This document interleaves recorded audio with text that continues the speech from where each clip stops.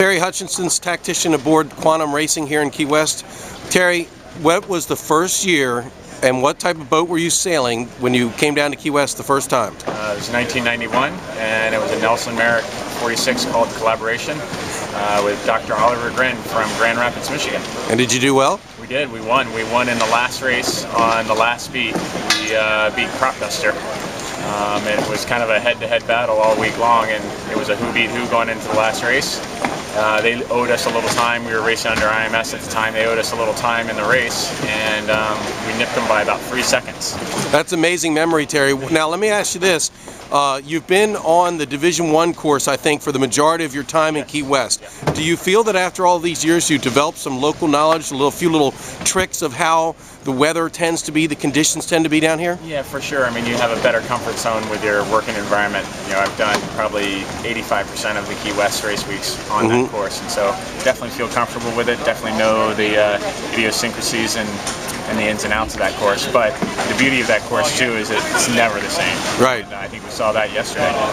Well, now talk about yesterday's. You got 2 bullets, a pretty nice way to start a major regatta. Yeah. It was in dicey conditions, so that's an added plus when you do well in that type of thing. Is that a great start, and do you kind of feel like the Lord was looking over your shoulder a little bit? Yeah, I mean, you'd have to say there was a little divine intervention. You know, the first race in particular, we did really good work just kind of sailing our boat for the spots that we were, and the second race was a much more well executed race. Good start, good fleet management, and good speed all the way around. And so, yeah, I mean, it was definitely a good day, but it's only one day, and so I'd take that at the end of the week as well. Quantum is defending champion of the 52 Super Series. Your opinion of the series and how things are going? It seems like it's pretty successful. Seems like the racing's been outstanding. A lot of different venues. Europe, United States. Yeah. Are you pretty pleased with the makeup of this 52 Super Series? Oh, I think it's great. I mean, it provides a level to the sport that is necessary. It's a good front edge of the sport where things that we do on the 52s trickle down to the rest of the sport. The America's Cup used to do that, and I think that's probably one of the downsides to the multi-hulls now, is that there's not as much trickle down into the mainstream of the sport. Yeah, the rest of us aren't sailing those massive catamarans. No, I mean, that's probably one of the unintended consequences of the switchover.